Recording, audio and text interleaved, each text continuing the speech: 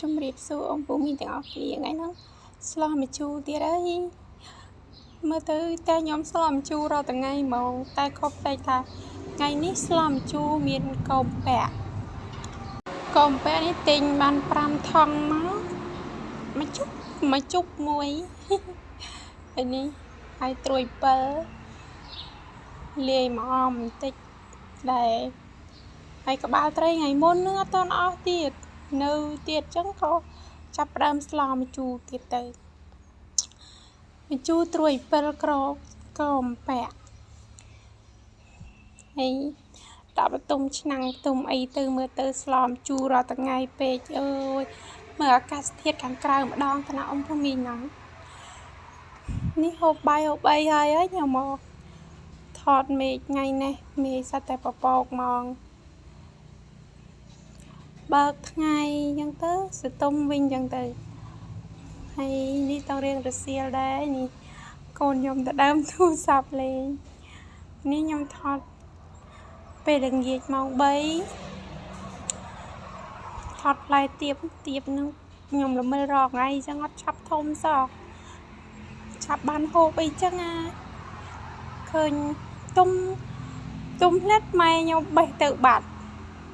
តែបានហូបកាសាមុនហ្នឹងគឺបេះមកភ្លាមហូបភ្លាមហ្នឹងគឺផ្អែមឆ្ងាញ់ណាស់ពេលបេះទៅបន្ទុំគឺអត់វាដូចសាបមិនទេអត់សូវឆ្ងាញ់ចឹងនេះមេឃថ្ងៃនេះអាប់ចង់ភ្លៀងអានេះកូនខ្ញុំនឹងលមាស់ជើងថាមូខំមកឲ្យមកយាយអេឲ្យនេះផ្លែចន្ទទីខ្ញុំនេះមាន2 3ដើមណែ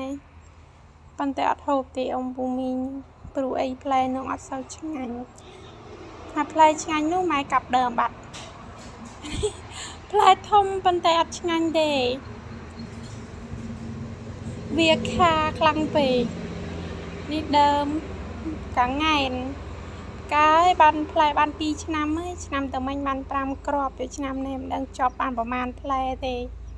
ហើយនោះមើលសัตว์ហើពុះពងឲ្យកូនខ្ញុំនេះដេញតាមចាប់យកទៅទូរស័ព្ទទេចោលលេងខ្ញុំថាតន់លេងថតវីដេអូអីចឹងលេងសិនអីចឹងទៅហើយកូនខ្ញុំនេះបាច់ទេដេញតាមចាប់ទៅទូរស័ព្ទម៉ែវាចាប់ហ្មងមេឃថ្ងៃហ្នឹងស្ទុំសំធ្លាក់ភ្លៀងមកភ្លៀងដែរភ្លៀងរិចភ្លៀងតិចអត់ខ្លាំងអត់អីទេភ្លៀងមកល្មម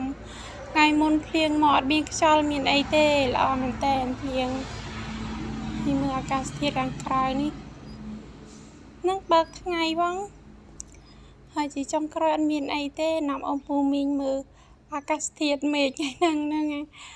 សតុំបើកថ្ងៃតិចចឹងហើយជាចុងក្រោយអរគុណជម្រាបលាបាយបាយ